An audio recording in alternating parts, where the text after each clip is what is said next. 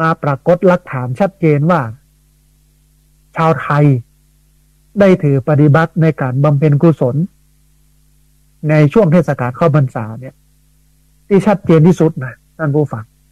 ก่อนในสมัยสุโขทัยเป็นราชธานีในสมัยสุโขทัยเป็นราชธานีหลักฐานเนี่ยก็อยู่ในศิลาจารึกทีนี้ท่านผู้ฟังในช่วงเข้าพรรษามันก็จะมีประเพณีเนื่องด้วยการเข้าพรรษาหลายอย่างในประเทศไทยเนี่ยมีประเพณีนักหลายประเพณีที่เกี่ยวข้องกับการเข้าพรรษาของพระสงฆ์ของไทยเนี่ยมาอย่างช้านานดังปรากฏประเพณีมากมายที่เกี่ยวกับการเข้าพรรษาเช่นประเพณีถวายเทียนพรรษาซึ่งช่วงนี้ญาติโยมก็ไปมาในการทำบุญแต่ว่าเป็นข้อแนะนำว่าเทียนเข้าพรรษาเนี่ยอาจจะลดลงนะฮะอาจจะใช้หลอดไฟสายไฟอย่างที่วัดที่เปิ้นขาดหรือที่ง่ายๆที่สุดหลอดไฟโซลาร์เซลล์500-600ก่อนโดยประมาณนั้นถ้าไปซื้อเตียนก็อยู่ราคาประมาณนั้นเหมือนกันมันก็จะง่ายนะคือในสมัยพุทธกาลเปิ้นใช้เตียนหรอกเอาไปจุดอ่านคัมภีร์จุดเข้าห้องน้ำจุดอะไรเงี้ยอู้เอ่ยกันเนี่ยสนทนาธรรมกันแต่ว่ายุคนี้สมัยนี้มันไม่ได้ใช้เตียนแล้วมันใช้ไฟฟ้าล้ำหน้าไปกว่านั้นคือโซลาร์เซลล์เพราะฉะนั้นเนี่ยถ้าเราสามารถจัดระบบอย่างอี้ได้ถวายโซลาร์เซลล์เข้าพรรษาแทนเทียนพรรษามันก็จะได้ประโยชน์อย่างหนึ่งอันนี้ก็เป็นอันหนึ่งเนาะแต่ว่าต้นบัญญัติของการถวายเทียนเข้าพรรษาเนี่ยมันก็จะมีมาในสมัยพุทธกาลก็ยกเอานางวิสาขานั่นแหละเป็นคนถวายเทียนเข้าพรรษาก่อนเป็นคนแรกนะฮะแล้วทีนี้แถมอันหนึ่งก็คือการถวายผ้าอาบน้ำฝนแก่พระสงฆ์ก่อนเข้าพรรษาเพื่อให้พระสงฆ์เนี่ยนำไปส่งน้ำในฤดูฝนโดยเฉพาะอย่างยิ่งงานที่พุทธศาสนิกชนถือว่าเป็นงานบุญใหญ่ประจำปีก็คือประเพณีถวายผ้ากฐินที่จัดหลังจากพระสงฆ์ปวารณาออกพรรษาเพื่อถวายผ้ากฐินแก่พระสงฆ์ที่จำพรรษาในวัดนั้นได้ครบนะฮะทีนี้ท่านผู้ฟังมันก็มีประเพณีที่สืบเนื่องกันมาเต้าที่ได้อู้ตะกี้ก็คือการถวายเทียนเข้าพรรษาก็อู้และรายละเอียดไปละแต่ว่า มันมีอันหนึ่งก็คือการถวายผ้าอาบน้ำฝนในช่วงเข้าพรรษามันมีความเป็นมาเป็นไปอย่างไรตะกี้อู้ถึงเรื่องของการถวายเทียนในสมัยพุทธกาลเนี่ยคนแรกเริ่มเดิมทีเนี่ยก็คือนางวิสาขามหาอุบาสิกาเหมือนกันกับการถวายผ้าอาบน้ำฝนกับนางวิสาขาเป็นต้นกึศเหมือนกันเพราะว่านางวิสาขาเป็นผู้ที่ใส่ใจต่อการทำบุญกับตัวเจ้าพระสงฆ์เป็นมหาอุบาสิกาเป็นผู้ใกล้ชิดศาสนามากนางวิสาขาจะไปวัดวันละ3 รอบตอนเจ้าตอนเพลตอนแรงไปตอนเจ้าก็จะมีอาหารดอกไม้ทูบเทียนขนมนมเนยไปกลางวันก็เหมือนกันดอกไม้ทูบเทียนขนมนมเนยไป ไปตอนแรงมีดอกไม้ทูบเทียนแล้วก็น้ำปานะแต่ว่า ตอนไปตอนเจ้าก็ไปตอนแม่ตอนเนี่ยก็มีกับเข้าไปตัวจนกระทั่ง พระเจ้าพระสงฆ์แลดูมือของนางวิสาขาว่ามาช่วงเจ้าจะเอาอย่างมาพ่อม มาช่วงเพลจะเอาอย่างมาพ่อมมาช่วงค่ำจะเอาอย่างมาพ่อมเพราะฉะนั้นก็เลยมาแปลกใจว่านางวิสาขาเนี่ยเป็นคนที่เข้าใจวัดวาพระศาสนานักแต่ณปัจจุบันวันนี้ท่านผู้ฟังมันหาคนอย่างนางวิสาขาบ่ได้ มันหาคนอย่างนางวิสาขาบ่มีไปที่จะมาใส่ใจถวายอุปถัมภ์อุปถากพระเป็นแต่เป็นว่าเนี่ยมันหายากมีก้ามูที่ คอยจ้องจะจับพิษโจมตีพระสงฆ์เป็นส่วนใหญ่นะฮะก็ นางวิสาขาเป็นต้นกำเนิด สุมาเตอร์ท่านผู้ฟัง เป็นเก้ากุ๊กของการถวายเทียนเข้าพรรษาและเป็นเก้ากุ๊กของการถวายพระอาบน้ำฝนมันมีเตือนหนึ่งที่นางวิสาขาจะทำบุญบ้านก็เลยเฮือไปนิมนต์ตุเจ้าเฮือคนรับใจไปนิมนต์ตุเจ้าเผอิญว่าวันนั้นฝนตกตุเจ้าพระสงฆ์ก็ถอดผ้าจีวรผ้าสบงอังสาออกเผยร่างกายนะอาบน้ำในวัดอาบน้ำฝนในวัดตอนนี้ คนรับใช้ของนางวิสาขาก็ไปถึงวัดก็ไปเล็งเห็นว่าโอ้พระเจ้าประโยชน์สักตนมีนักบวชนอกศาสนามันอาบน้ำฝนนี่เต็มบึดนางก็ไปรายงานนางวิสาขาว่าข้าเจ้าไปวัดแล้วนะมหันต์พระเจ้าสักตนก็มีการนักบวชนอกศาสนาหัวโล้นเนี่ยแล้วก็เปื่อยกายอาบน้ำฝนอยู่หั่นนางวิสาขาด้วยความที่นางเป็นคนที่มีวิสัยทัศน์นางก็มองว่ามันบาดใจนักบวชนอกศาสนาที่ไปป่วยแก้ผ้าอาบน้ำแต่มันเป็นตุเจ้านะคนใจเฮาบ่เข้าใจก็เลยกึดในใจว่าถ้าอย่างอี้เนี่ยถ้าเฮาถวายผ้าอาบน้ำฝนเอาไปถวายตุเจ้าคือปั่นได้นุ่งอาบน้ำฝน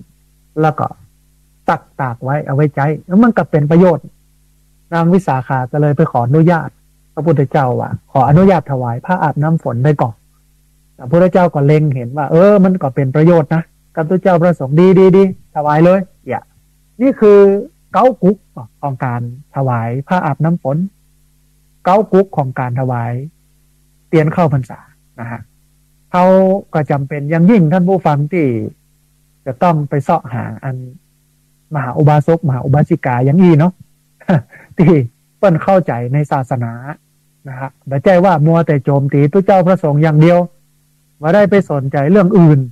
นะที่มันเป็นประโยชน์กับศาสนาทั้งที่เรื่องศาสนาเนี่ยมันมีหลายเรื่องมีหลายมิติแทนที่เราจะเอาใจใส่เรื่องเหล่านี้แทนที่จะมาโจมตีพระสงฆ์เนี่ยมันก็จะได้ประโยชน์กันหลายแต่ถึงวันนี้เนี่ยมันก็เป็นเรื่องของการโจมตีกันเรื่องของการว่ากันเรื่องโน้นเรื่องนี้เรื่องนั้นเนี่ยมันก็เป็นสิ่งหนึ่งที่มันบ่สร้างสรรค์สิ่งหนึ่งที่มันบ่ดีนะฮะเอาละท่านผู้ฟังขณะนี้ท่านผู้ฟังกำลังติดตามรับฟังรายการธรรมะที่วัดอันเป็นรายการวิทยุเพื่อการเผยแผ่พระพุทธศาสนาส่งเสริมการศึกษาและพัฒนาสังคมรายการนี้รับผิดชอบโดยอาตมาภาพพระสาธิตธีระปัญโยผู้อำนวยการสถาบันธรรมาภิวัตรสถาบันเพื่อเผยแผ่พระพุทธศาสนาส่งเสริมการศึกษาและพัฒนาสังคมตั้งอยู่ณที่พักสงฆ์สถาบันธรรมาภิวัตรบ้านศพเติมตำบลศพปาดอำเภอแม่เมาะจังหวัดลำปางรายการนี้ ออกอากาศทุกวันอังคารในเวลา 5:00 จนถึง 7:00 นมาเจ้าผ่านตามเครือข่ายสถานีวิทยุคลื่นสีขาวประชาซึ่งมีอยู่หลายคลื่นหลายสถานีหลายจังหวัดออกอากาศผ่านตาม Facebook ไลฟ์ซึ่งเป็นไลฟ์สดของสถานีวิทยุวัดฝ่ายหินบันทึกเทปเอาไปออกอากาศผ่านตามสถานีวิทยุเพื่อการศึกษาและพัฒนาอาชีพ Radio Network FM 99.50 เมกะเฮิรตซ์ของวิทยาลัยเทคนิคกปภแม่เมาะทุกวันศุกร์ตั้งแต่เวลา 8 โมงถึง 9 โมงเป็นต้นไปรวมไปจนถึงเอาไปออกผ่านตามเพจของสถาบันธรรมาภิวัตรซึ่งช่องทางสุดท้ายทางหลังนี้ก็คือเพจของสถาบันธรรมาภิวัตรท่านผู้ฟังสามารถไปติดตามรับฟังย้อนหลังไปก๊อปปี้ลิงก์ไปคัดลอกลิงก์ส่งแชร์เอาไปให้กับญาติธรรมทั้งหลายได้ยินได้ฟังกันได้แถมตัวนะฮะซึ่งท่านผู้ฟังสามารถ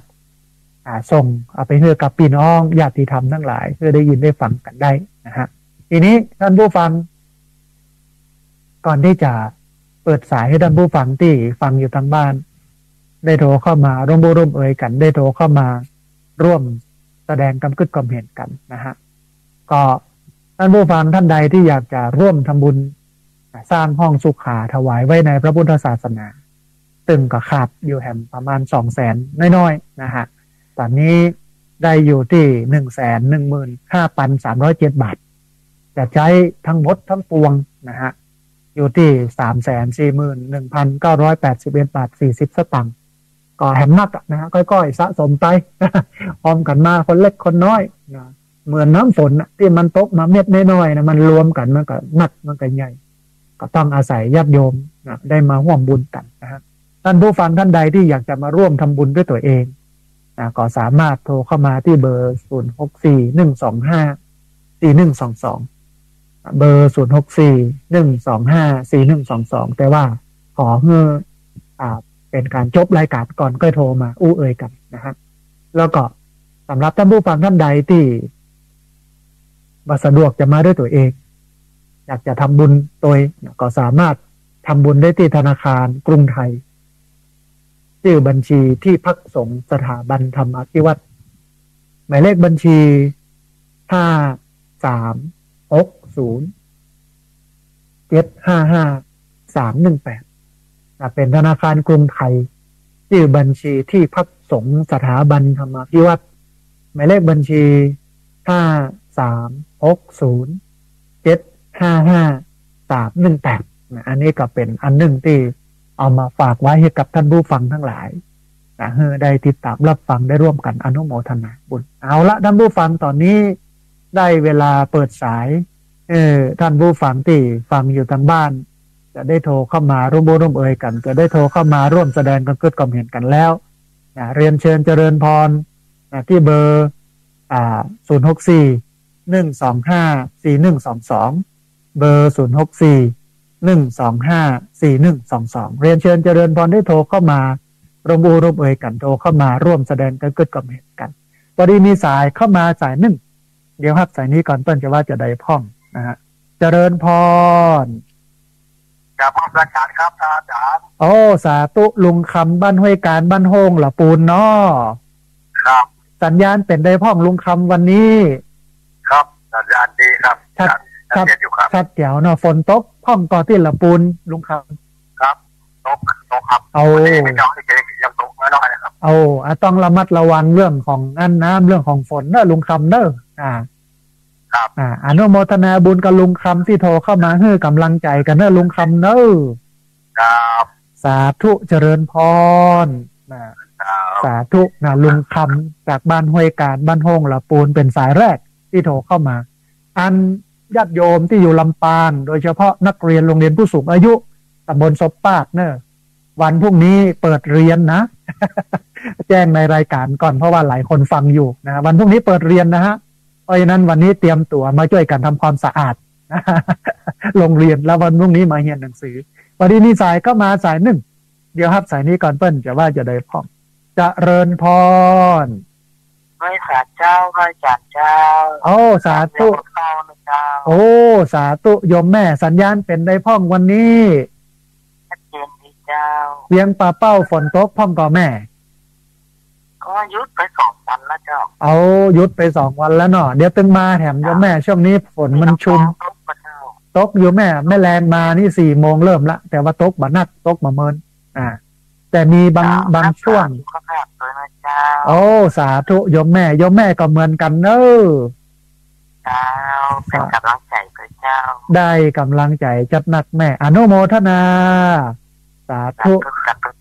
อนุโมทนาสายที่2จากเวียงป่าเป้าเจียงไฮ้สายแรกจากบ้านห้วยการบ้านโฮงละปูนสายที่2จากเวียงป่าเป้าเจียงไฮ้ต้องอนุโมทนาบุญกับโยมทั้งสองเรียนเชิญเจริญพรท่านผู้ฟังเนอะโทรเข้ามาร่วมเอ่ยกันโทรเข้ามาเช็คสัญญาณโทรเข้ามาถามคำถามโทรเข้ามาให้กำลังใจกันที่เบอร์064-125-4122เบอร์064-125-4122พอดีมีสายเข้ามาสายหนึ่งเดี๋ยวครับสายนี้ก่อนเพื่อจะว่าจะได้พ้องเจริญพรกราบนมัสการเจ้าพระอาจารย์โอ้สาธุคุณโยมคำสุขโยธินเนาะเจ้า โอ้สัญญาณเป็นได้พ่องลำปางวันนี้ สัญญาณชัดเจนดีเจ้าโอ้สาธุอนุโมทนาบุญที่ติดตามรับฟังแล้วก็โทรเข้ามาให้กำลังใจกันเนอะเจ้าสาธุเจริญพรสาธุเจ้า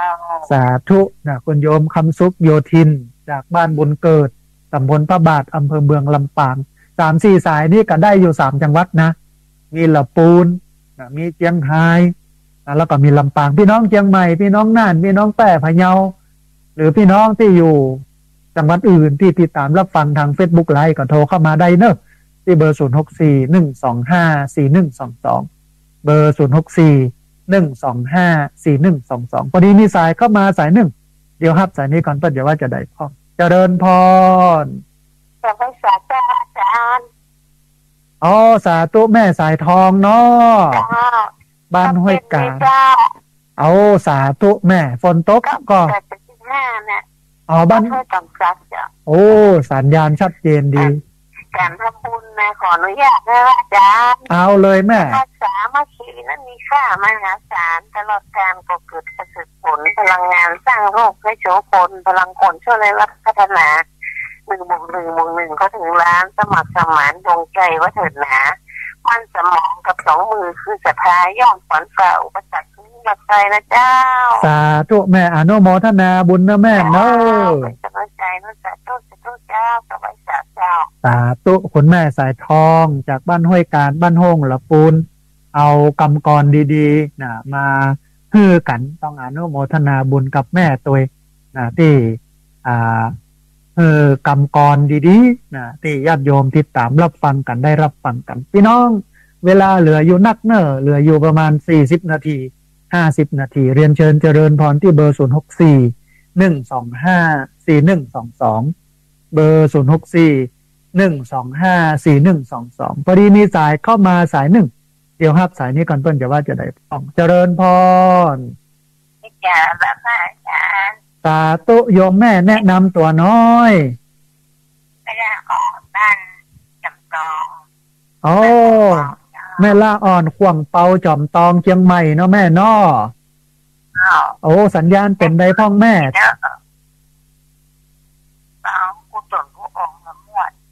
สบายใจได้เนาะแม่เนาะโอ้อนุโมทนาบุญกับแม่ล่าอ่อนจอมตองขวงเปาเนาะแม่เนาะที่ติดตามรับฟังกันนะมีแม่บุญกับจีแรกไปเนาะเอามาแม่มามีเวลามาแม่มาแอวหากันเนอะสาธุแม่อนุโมทนาสาธุแม่สาธุเจริญพรโยมแม่ละอ่อนจากขวงเปาจอมตองนะติดตามรับฟังอยู่ทุกจนทุกองค์นะได้ประโยชน์ได้สาระดีเนี่ยเอาธรรมะเนี่ยเป็นมิตรคู่เรือนเป็นเพื่อนคู่ใจท่านผู้ฟังเขาอายุนักแล้วนะบ่ต้องอะไรอย่างนักหนาจารีกระเปิ้นบ่ต้องไปเสาะหาแสวงหาอย่างนะเอาหอกพออยู่พอกินนะฮะแต่สิ่งหนึ่งที่ควรเนี่ยนักที่สุดโลภนะโลภคือนักที่สุดคือบุญเพราะว่าทำบุญไว้เตอะมันบ่เสียหลายสักได้สบายต่อไปไปหน้าเป็นว่าอย่างนั้นพอดีมีสายเข้ามาแถมสายหนึ่งเดี๋ยวฮับสายนี้ก่อนเปิ้ลจะว่าจะได้พร้อมเจริญพรสาธุโยมแม่แนะนำตัวน้อยแม่สังเวียนสีม่วงอยู่บ้านโอ้สาธุแม่สังเวียนสีม่วงเนาะแม่เนาะโอ้อนุโมทนาบุญกับโยมแม่ที่ติดตามรับฟังเนอะจ้าก็ฟังตลอดเลยแต่ว่ากดไม่ค่อยติดไม่ค่อยทันเขากดแล้วก็ไม่ค่อยติดหลายสายแล้วกดไปเมื่อก่อนเมื่อก่อนนี้ก็กดก็ไม่ค่อยได้รับเป็นยังไงยังว่านึกก็เปลี่ยนเบอร์โทรใหม่แม่ก็เลยไม่ได้กดถามว่าแม่มีเรื่องจะถามอย่างนี้พอดีมีคนโทรเข้ามาเยอะในช่วงจัดรายการก็เลยไม่ติดนะพอดีสายอื่นเขาโทรเข้ามาก่อนอาจารย์อยู่เด้ออนุโมทนาเดี๋ยวหลังใหม่แล้วแม่จะคุยด้วยได้ไหมได้แม่ได้ยินดีโทรมาเลยจ้า โอ้แต่แม่โทรไม่ค่อยติดนะแม่โทรอ่า สายโทรไม่ค่อยติดนี่ก็อาจารย์เปลี่ยนสายใหม่แล้ว พอดีโยมเขาโทรเข้ามาเยอะเวลาคนโทรเข้ามาเยอะเนี่ยสายอื่นๆจะไม่ติดอ่า จ้ะ อ่า จ้ะ มันเป็นอย่างนั้นเดี๋ยวรอหลังไมค์เนาะแม่เนาะได้คุยกันเนาะ เอออนุโม ข ท อให้ติดอาจารย์นะแม่จะคุยหลายเรื่อง ได้แม่ได้เดี๋ยวโทรมาหลังรายการประมาณสัก9:10 นาทีโทรเข้ามาเนอะแม่เนอะ7:10 นาที แต่ห้องจ้ะอาจารย์ 7 โมงกว่านิดนึงก็ได้แม่จะ สาธุแม่อนุโมทนาบุญสาธุนะโยมแม่ อาจารย์แม่ฟังอยู่เลยฟังทุกวันเลย โอ้อนุโมทนาบุญกับโยมแม่เป็นกำลังใจได้เยอะเลย สาธุแม่เดี๋ยวโทรเข้ามา7 โมงสัก10 นาที20 นาทีนะแม่เนอะนะ จ้ะ สาธุนะ อาจารย์ถ้าแม่โทรไม่ติดอาจารย์โทรเบอร์นี้ได้ไหม พอดีพระอาจารย์ไม่รู้เบอร์เพราะว่าคนโทรเข้ามาเยอะไม่รู้เบอร์ไหนเป็นเบอร์ไหนให้โยมแม่โทรเข้ามาก็แล้วกันนะ จ้ะ สาธุเจริญพรโยมแม่ จ้ะ สังเวียนสีม่วงนะอยู่ลำปางนะฮะเดี๋ยวหลังจากจบรายการกับมีธุระโทรเข้ามาพอดีเวลาญาติโยมโทรเข้ามาเนี่ยโทรศัพท์เครื่องเนี้ยนะฮะเบอร์เนี้ยมันบอกมีชื่ออาตมาบ่ได้บันทึกชื่อไว้เพราะว่าจัดรายการโยมก็โทรเข้ามาจบไปแล้วปุ๊บก็จะบันทึกชื่อปรากฏว่ามันมีหลายเบอร์ไม่รู้เบอร์ใครเป็นเบอร์ใครนะแต่ถ้าหากว่าหลังจากจบรายการแล้วโทรเข้ามาเนี่ยบันทึกชื่อไว้เป็นรายๆเนี่ยมันก็จะได้มีชื่อลงตรงนี้นะฮะพอดีมีสายเข้ามาแห่งสายหนึ่งเดี๋ยวครับสายนี้ก่อนเปิ้ลจะว่าจะได้พ่อเจริญพร พระเจ้าเข้านะเจ้าน้อยเดินหล่อเจ้า โอ้สาธุพี่น้องดอยหล่อเชียงใหม่สัญญาณชัดเจนนะแม่เนาะเจ้าชัดเจนอยู่เจ้าเอาอนุโมทนาบุญนางคืออันนางที่สาขานี่เป็นหนึ่งสมบูรณ์แท้เนาะเป็นเก้าเป็นกันของมหาอุบาสกสาธุแม่อนุโมทนาบุญกับแม่เนอะสาธุนะโยมแม่จากดอยลอนะฮะเพื่อนว่านางวิสาขานี่เป็นเก้าเป็นกันของคนกินคนตาลประเทศไทยเนี่ยอาจจะได้นางวิสาขาสักคนนะก็หายากนะและแห่งคนหนึ่งที่เป็นฝั่งอุบาสกคือป้อจายนี่คืออนาถปิณฑิกะเศรษฐี2 คนนี้เป็นกู้บุญไม่ใช่ว่าเป็นกู้ครองเป็นกู้ฮักกันนะแต่เป็นคนทำบุญกับศาสนานะฮะเป็นคนกินคนตาลเป็นคนที่ใส่ใจกับเรื่องวัดวาพระศาสนามากอุบาสกเนี่ยแปลว่าผู้ใกล้ชิดศาสนาเฮาชาวพุทธเนี่ยบางทีก็ไม่ได้ชื่อว่าอุบาสกก็คือไม่ได้ชื่อว่าเป็นผู้ใกล้ศาสนานะเพราะว่าบางคนก็มาทำบุญเฉพาะวันสำคัญเท่านั้นยังบอกฮู้เลยว่าวัดตัวเก่ามีตัวเจ้ากี่ตนลืมไปเห็นแล้วว่าตัวเจ้าในวิหารพระเจ้าในวิหารบินหน้าไปทางใดอย่า แต่นางวิสาขาเข้าวัดวันละ3 รอบทุกวันนะฮะเปิ้นก็ฮู้ว่าอันยังเป็นอย่างแต่ว่าที่เปิ้นทำได้อย่างนั้นก็เพราะว่าเปิ้นมีฐานะเปิ้นร่ำรวยเปิ้นเป็นมหาเศรษฐีแต่บ้านเฮาบ่ต้องถึงขนาดนั้นก็ได้ขอแค่วันพระวันศีลไปกินไปตามนี่ก็พอแล้วท่านผู้ฟังนะฮะพอดีมีสายเข้ามาแห่งสายหนึ่งเดี๋ยวครับสายนี้ก่อนเปิ้นจะว่าจะได้คล่องเจริญพรเจริญพรตอนนี้จัดรายการอยู่นอ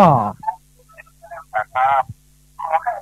ราชการนะครับอาจารย์เจริญพรพอดีคุณโยมอยู่ใกล้วิทยุล้ำไปเนาะอันโยมหลีวิทยุกำหนึ่งหรือปิดวิทยุแล้วก็ฟังทางโทรศัพท์เอาเนาะถ้าบางอันเนี่ยเสียงมันจะสะท้อนคนฟังจะฟังบ่ฮู้เรื่องนะฮะเจริญพรครับนมัสการครับสาธุเจริญพรอันผมขอเรียนถามอาจารย์เพื่อจะเป็นประโยชน์ครับอันหมู่พุทธศาสนิกชนทั้งหลายคำว่าสาธุเนี่ยเพราะว่ามันได้ฟังอยู่ตลอดเวลาเนาะมันได้ฟังทุกวันบางคนมันจะติดปากติดคำเนี่ยสาธุนั่นคืออย่างครับก็ขอเรียนถามอาจารย์ก็นานก่อนถามว่าสาธุแปลว่าอะไรเนาะป่อเนาะสาธุเดี๋ยวติดตามฟังทางวิทยุเนอะสาธุนะป้อนานก่อน นะอยู่บ้านห้วยรากไม้ตำบลสมปาดอำเภอเมืองจังหวัดอำเภอแม่เมาะจังหวัดลำปางพี่น้องลำปางเพิ่นถามว่าได้ยินกันบ่อยนะสาธุสาธุเนี่ยแต่อย่างกับสาธุนะแล้วสาธุแปลว่าอะไรเนาะสาธุเนี่ยมาจากคำว่าดีแล้วหรือว่าแปลว่าดีแล้วสาธุแปลว่าดีแล้วนะคือเวลาตุเจ้าเนี่ยเปิ้นจะอนุโมทนาโยมมันก็บอกอาสาธุเนอก็คือดีแล้วเนอเนี่ยอันนี้คือความหมายของมันนะเพราะฉะนั้นเขาใช้ได้นะฮะแต่ว่าไม่สามารถจะใช้ได้ในลักษณะงานศพนะบางคนจะสาธุตายไปเหตุก็ดีแล้วอีกไม่ใช่แต่งานอื่นจะได้หมดนะฮะสาธุดีแล้วเพราะว่าคำว่าสาธุเนี่ยมาจากคำว่าดีแล้วเวลาจะชื่นชมใครโอ้ดีนะเหมือนกับบ้านเฮา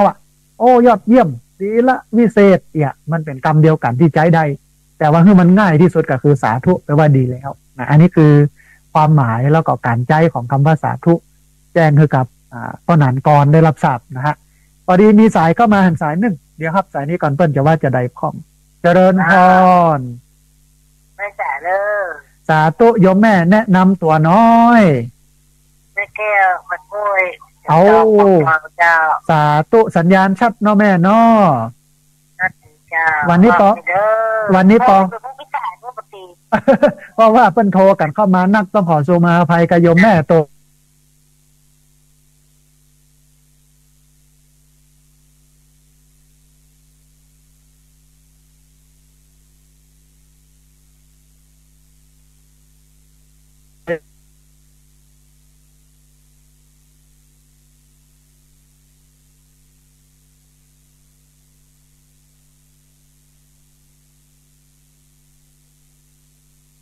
นะ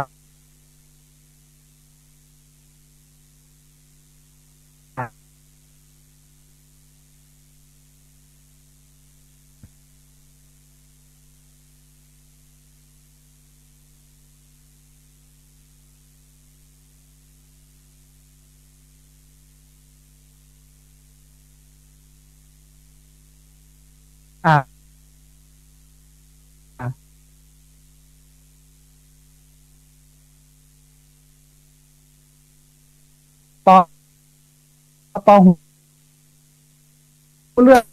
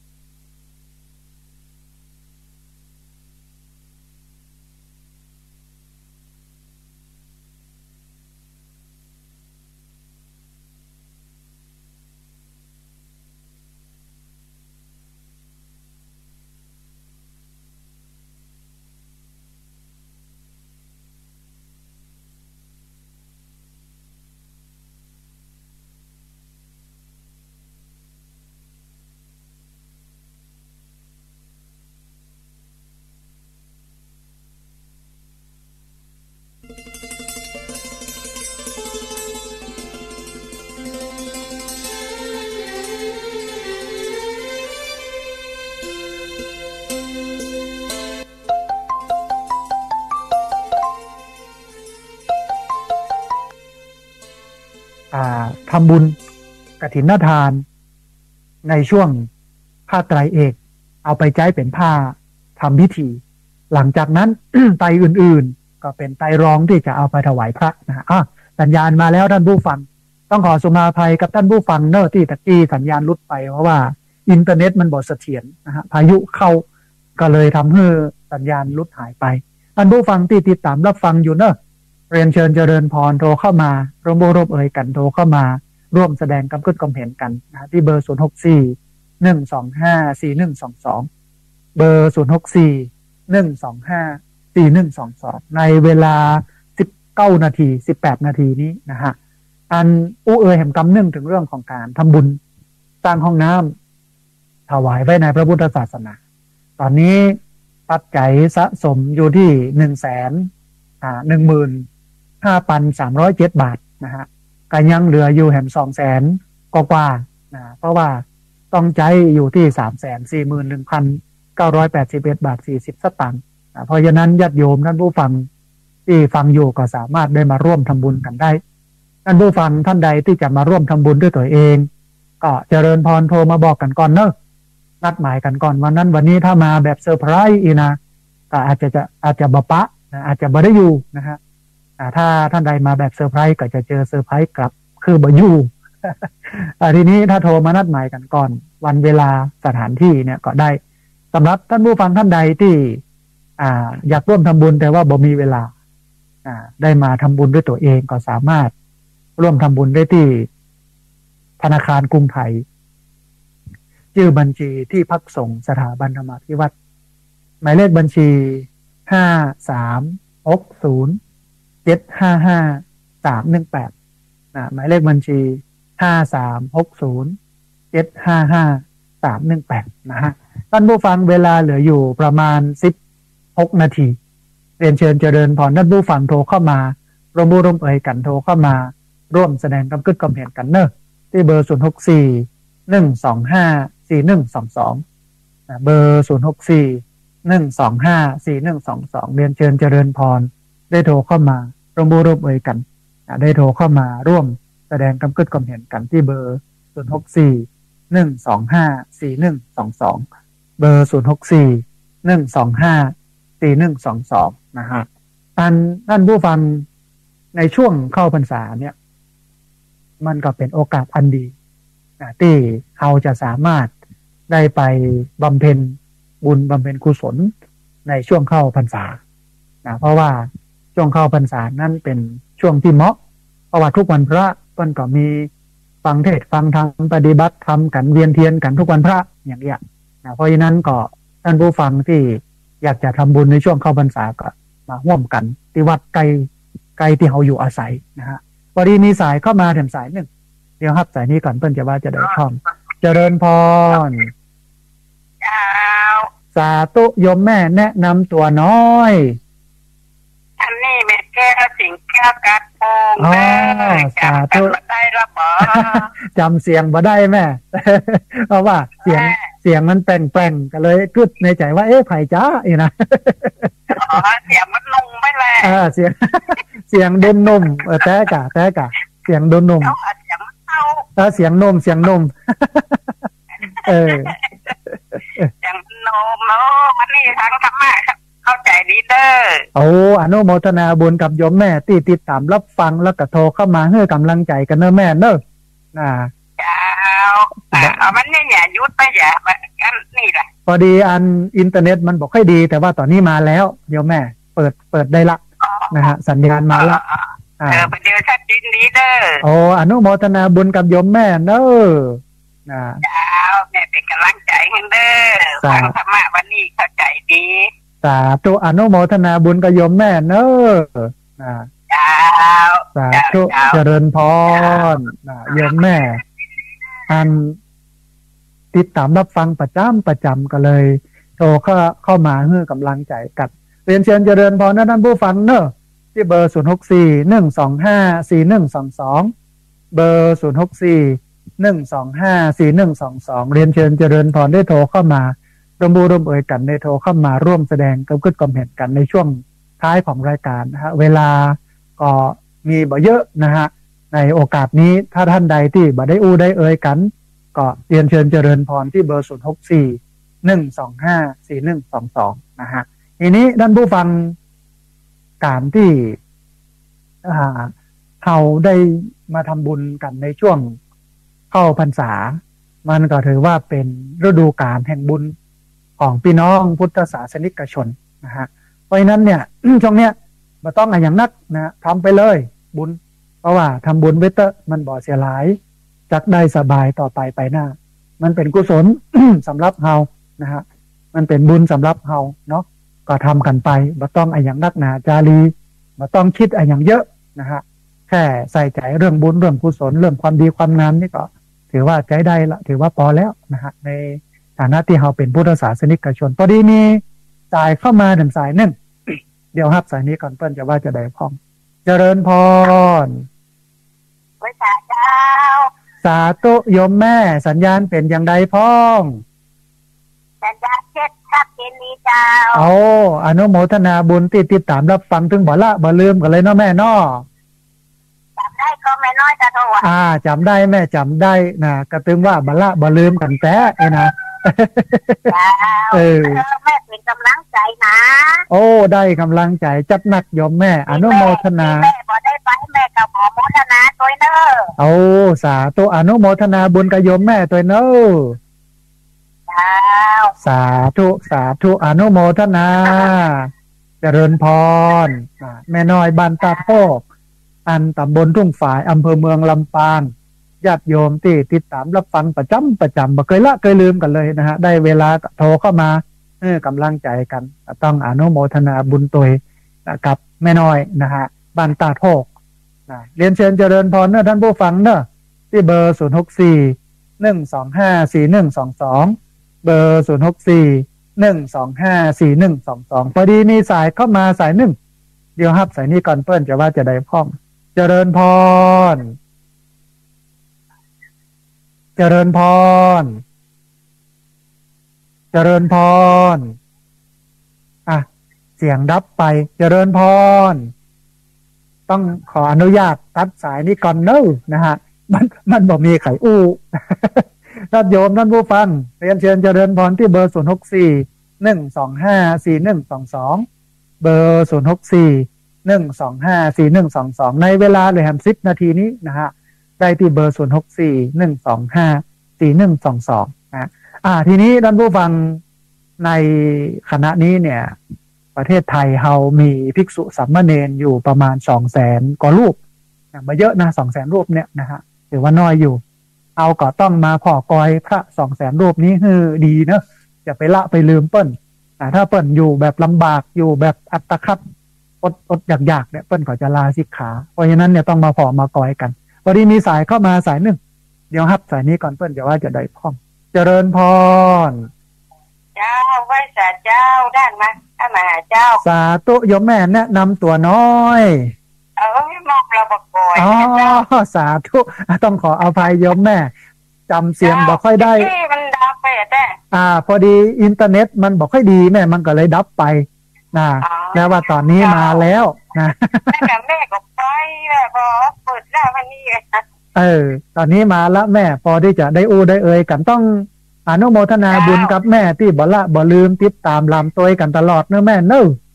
เจ้าไปสาเจ้าเป็นกำลังใจอย่างดีเลยอย่างเอี้ยนะสาธุเนอะแม่เนอะสาธุอนุโมทนาบุญกับแม่หม่อมบ้านเราปากก้อยนะฮะที่โทรเข้ามาให้กำลังใจกันเรียนเชิญเจริญพรท่านผู้ฟังเวลาเหลือ9 นาทีได้ที่เบอร์0641254122เบอร์0641254122เรียนเชิญเจริญพรได้โทรเข้ามาร่วมเอ่ยกันโทรเข้ามาร่วมแสดงความคิดความเห็นกันพอดีมีสายเข้ามาสายหนึ่งเดี๋ยวครับสายนี้ก่อนเพื่อนจะว่าจะได้พ้องเจริญพรไปสาเจ้าพระอาจารย์สาธุโยมแม่เทียนแก้วหนองยางเนาะจำเสียงได้เพราะว่าเสียงแม่ไปลอยจันทร์เลยพระอาจารย์แล้วเด้ออนุโมทนาบุญกับโยมแม่เนอะเจ้าพระอาจารย์ประกาศชื่อมันได้เป็นฟังอยู่เจ้าเปิดได้ฟังอยู่เนาะแม่เนาะเป็นฟังกูล้ออะไรเป็นดาเป็นดูจะโอนจะได้แล้วเนี่ยพอดีเมียได้เปิด โอ้ ก็เลยแบบแม่จะทำบุญจะเป็นผู้หล่อพระเจ้าพระอาจารย์ โอ้ดีแม่ตะกี้ได้ประกาศก่อแม่ ได้ประกาศเจ้าพระอาจารย์ อยู่ในที่ประกาศแล้วเนาะ เป็นสุสลิปเป็นพระอาจารย์แล้วเด้อ โอ้อนุโมทนาบุญกับโยมแม่จัดหนักเนอะที่ เจ้าเดี๋ยวถ้าจะได้มาเบ็ดจะโอนได้ครับนะเจ้า ได้ไม่ได้ เหมือนเจ้าอยู่พระอาจารย์ถ้าจะไม่ได้พอสลิปกับเจ้า บ่ได้หันแม่บ่ได้หันเดียวถ้าจะได้อันระบุชื่อเปิ้นเลยก็ได้แม่อย่าได้พิมพ์ไว้นะฮะ เขาชื่อไม่หลวงจันทร์ตานโบนนะเจ้าอยู่บ้านนะดู แม่หลวง เจ้า แม่หลวงตาลบนนี่เนาะ จันเจ้า แม่หลวงตาลบน พระอาจารย์ เดี๋ยวพระอาจารย์จะพิมพ์ไว้ในนี่ก่อนเดี๋ยวจะลืม เจ้ายกแม่เจ้าพระอาจารย์ยกแม่ตอนได้เมื่อนะเจ้าแม่ก็ไปกินแล้วปัญหายกแม่อย่าจะมันก็เป็นหลวงเลย บ่เป็นอย่างแม่ถ้าอันสมมติบ่มีนี่นะก็โทรมาได้เลยแม่เพราะว่าเวลาเฮาได้อนุโมทนาบุญกับคนอื่นเนี่ยหรือว่าอนุโมทเฮาเนี่ยเป็นอันตนเป็นคนที่ทำบุญแล้วคนอื่นได้มาอนุโมทนาเนี่ยมันก็จะทำให้บุญมันเกิดนะฮะอันแม่หลวงตันเนาะอาจารย์โอ้ได้เลยอาจารย์ได้ปัญหายกแม่ใครทำบุญช่วยนะเจ้าชื่อน่าจะมาเดี๋ยวแม่ โอ้ดีแม่ดีแม่หลวงตันนามสกุลอะไรอย่างก็แม่ตันบนนี่ครับตันบนเจ้าตันบนเนาะแม่หลวงตันอันนึงดูความลูกหลานนะเจ้าแม่หลวงตันบนเนาะจันนะเจ้าพระอาจารย์จันนะเจ้าอ๋อแม่หลวงจันตันบนเนาะจันทรกรันเนี่ยนะเป็นบ้านเจ้าบอกให้ได้โทรอาจารย์มันนะครับอาจารย์นี้ค่ะผู้บอกนั่นแหละอาจารย์เนาะบ่เป็นอย่างแม่ตอนนี้ได้ข้อมูลละได้ฮู้ได้นี่กันละต้องขอสมาภัยกับอาจารย์จะแม่ฟังอยู่นะเจ้าสาธุแม่อนุโมทนาบุญเนอะนะเจ้าสาธุนะโยมแม่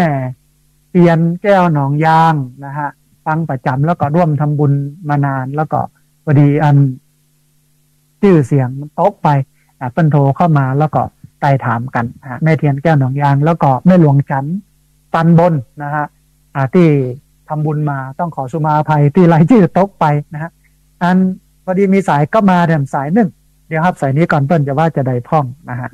เจริญพรเจ้าพระอาจารย์เจริญพร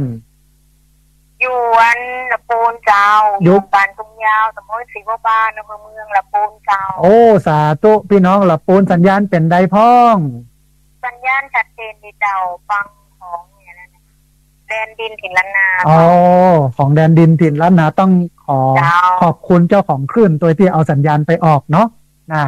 วันนี้ได้ประโยชน์ดีนะโยมเนาะ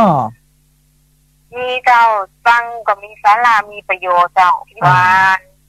ตื่นใจสงอย่างพองเนี่ยแต่ว่าเป็นอย่างพองเนี่ยเนาะที่เป็น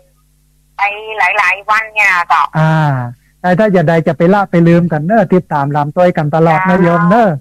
กำลังใจนะเจ้าได้กำลังใจจัดมากสาธุอนุโมทนาบุญนะครับพี่น้องบ้านศรีบัวบานนะครับอำเภอเมืองนะฮะจังหวัดลำพูนโตเข้ามาให้กำลังใจกันแล้วก็บอกว่าได้ประโยชน์นะฮะที่ฟังรายการเยอะมากได้รู้ได้เข้าใจในมิติศาสนารายการนี้เป็นรายการที่ยึดหลักการของศาสนาไว้น่าจะบาปาญาติโยมไปตั้งเรื่องอิทธิฤทธิปฏิหารย์ดลบันดาลเรื่องดูหมอดูดวงเรื่องสะเดาะเคราะห์สืบชะตาอย่างนั้นไม่เอานะฮะเพราะว่าในพุทธศาสนาเพิ่นบ่ได้บรรจุไว้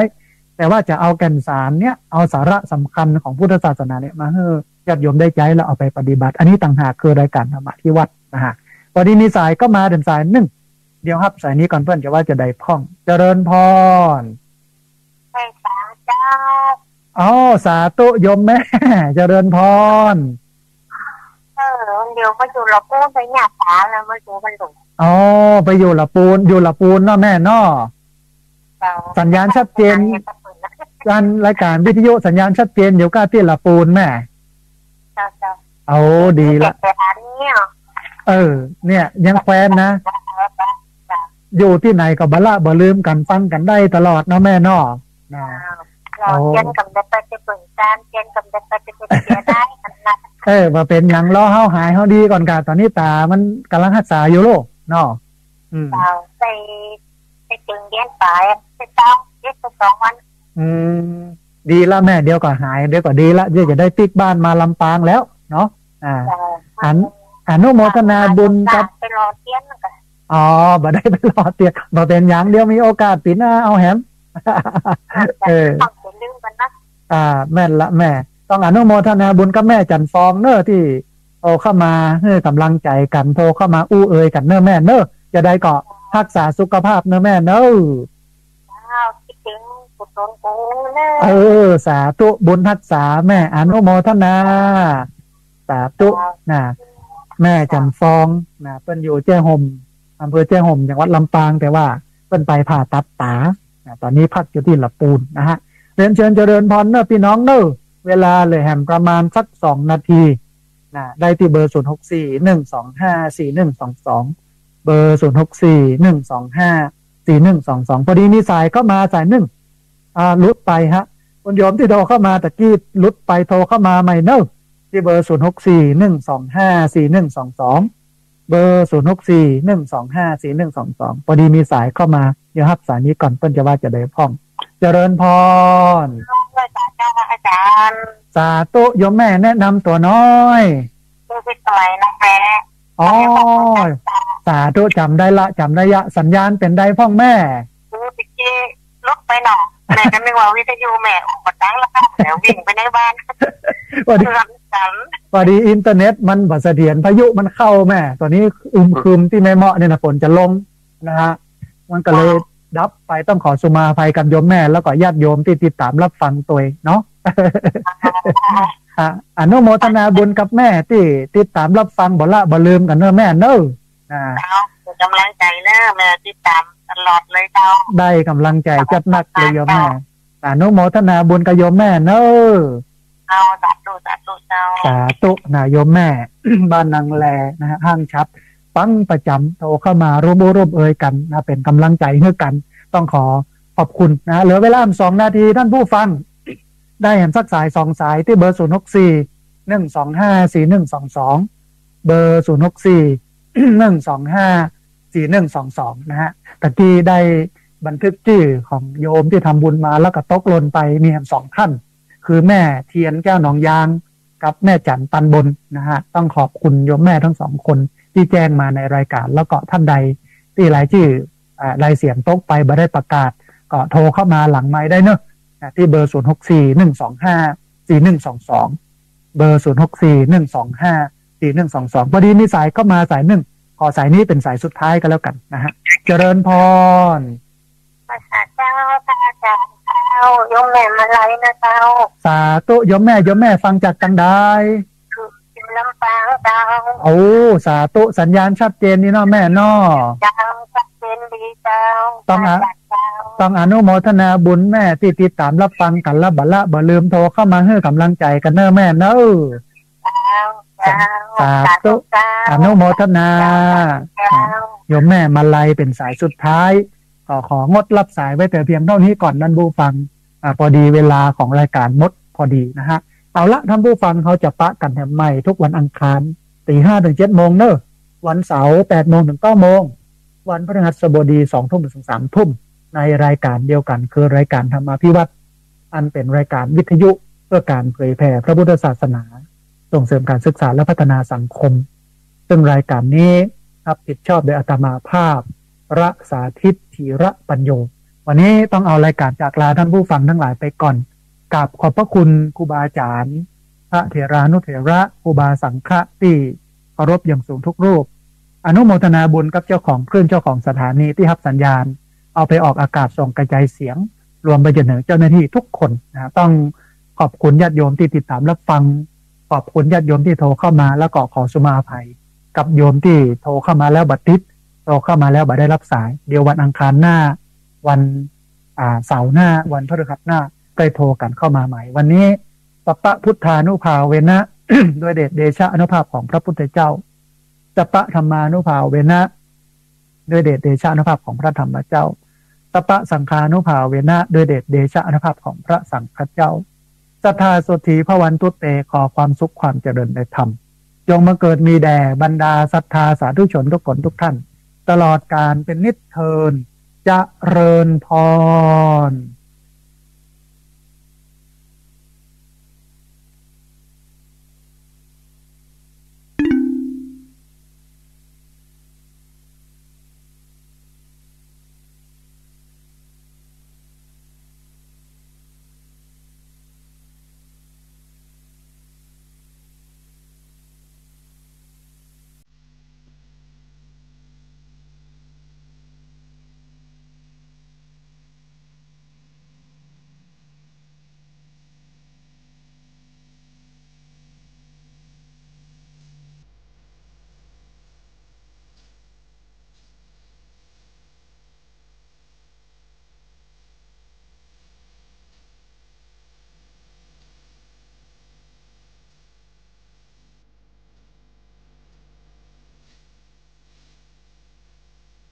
ฟังแล้วก็ขอบคุณทุกท่านเหลือเวลา2 นาที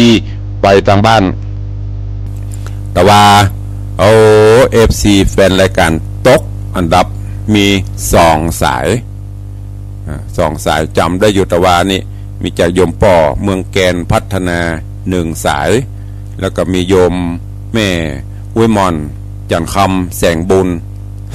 แต่ว่ามี2 สายไปดีน้อยจ่วยทางบ้านต่างจองอย่างเลตติ้งตกไปตกบอดสัก10 สายก็ยังดีนะมี2 สายพอลูกวันนี้เปิดทางบ้านทำกรรมเหรอทดสอบจะมีกี่สายใครฟังอยู่เข้ามาทางบ้านเนอะ0817836540มันนักมนา3 สายก็พอละถ้ามี3 สายแสดงว่าสถิติยังอยู่โทรเข้ามามีก็ใครฟังอยู่ที่ไหนทางใดสถานีวิทยุวัดฝายหินคลื่นความถี่ 104.50 เมกะเฮิรตซ์โทรเข้ามาแล้วก็คลื่นพระพุทธศาสนาและจริยธรรม96นี่เป็นแม่ตอนสายที่1เจริญปอนเมืองแกนพัฒนาสายที่2จันคำแสงบุญแม่นไหมถูกต้องสาธุไปบวยๆพอละ2 สายละสายแรกเมืองแกนสายที่2จันคำสายที่3มีไหมครบหรือเปล่าหรือว่า2 สายหรือว่า2 มิตรรักแฟนรายการมารับแม่เลี้ยงเจริญปอนโยมแม่อภัยนี่มิตรรักแฟนรายการแฟนพันธุ์แท้สาธุนะแม่เนอเจริญปอนมา3 สายครบสายที่4อีกการล้ำพ่อเนี่ยแฟนจะได้มีอารมณ์จัดรายการ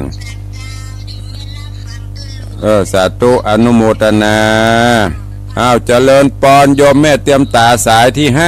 5ไปเร็วๆสาธุนะแม่เนอบุญรักษา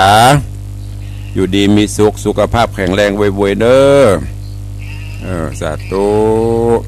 โยมแม่เตรียมตาเฉียบแหลมสารปีนี่ก็อุปถัมภ์ประทากมาตลอดมากินมาทานขอสุขภาพสมบูรณ์แข็งแรงเดินเหินได้ไวๆนะแม่เนอแฮมสายสุดท้ายเพื่อ วันนี้มาละ5 สายยังแขวนหน่อยลำที่ได้ตั้งไว้3 สายมีไหมอีกสายหนึ่งได้มาละพระเจ้า5 พระองค์ 3 สายทางเฟซบุ๊กตอนนี้มีประมาณ20 ป่าย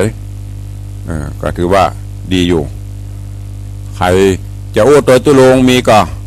ทดเวลาบาดเจ็บ2 นาทีแล้วนะเลยเวลามีไหมถ้ามีจะได้ลำได้ลากันนะมีแล้วเนาะไปกระตึมมีใครโทรเวลาเสียเวลาของเปิ้นต่างสถานีเดี๋ยวตุลงจะโดนจม